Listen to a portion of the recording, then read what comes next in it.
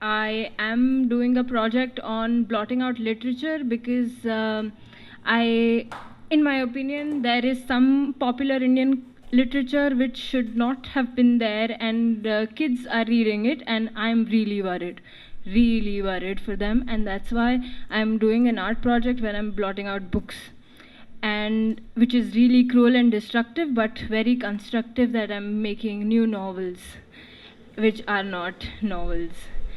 And I didn't know what to read because I wasn't so much stress of this whole bad literature, and I was reading Vikram Seth, who is the best, not in my opinion, of course.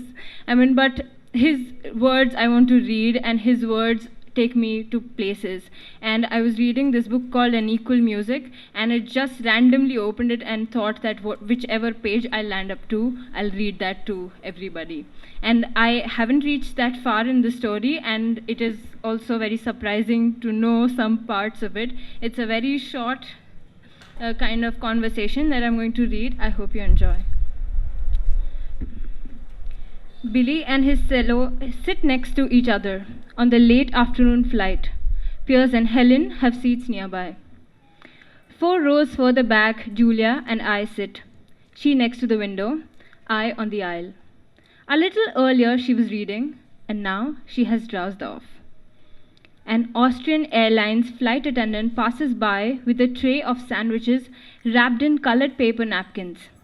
The cream ones are cheese, the others salmon, she says, offering them to me. I'm sorry, I say, straining to hear her above the noise of the plane. I can see nothing even vaguely resembling cream. The cream ones are cheese, the others salmon, she repeats in a God save me from this idiot voice. I'm not a nitwit, you know, I tell her. I do speak English. Which are the cream ones again? These, she says, looking baffled but pointing. What's cream about them? The filling? She looks at me incredulously. The paper, of course. Oh, I'm sorry, sir. I didn't realize you were colorblind. I'm not. You must be the one who is colorblind. These are green. Her eyes open wide in astonishment, and after I have taken my sandwiches, she continues to hold out the tray. Then she suddenly scurries off to recover without serving anyone else. She was saying green all along, says Julia, who must have woken up in time to see most of this exchange.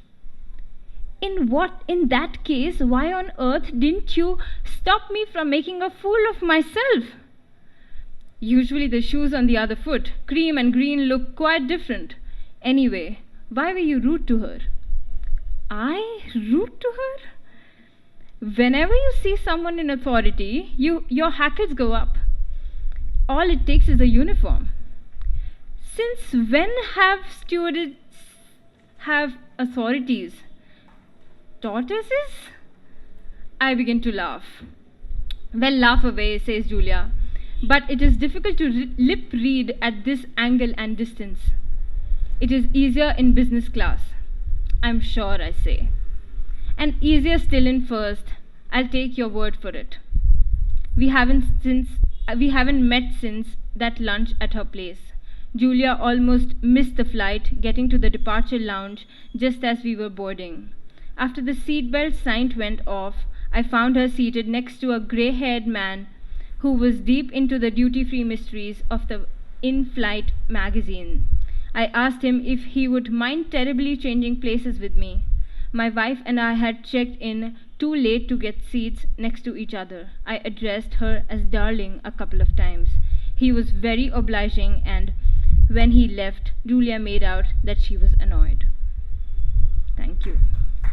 I hope you read Vikram Seth and other good writers, and not the contemporary popular culture writers. They're really horrible. Thank you.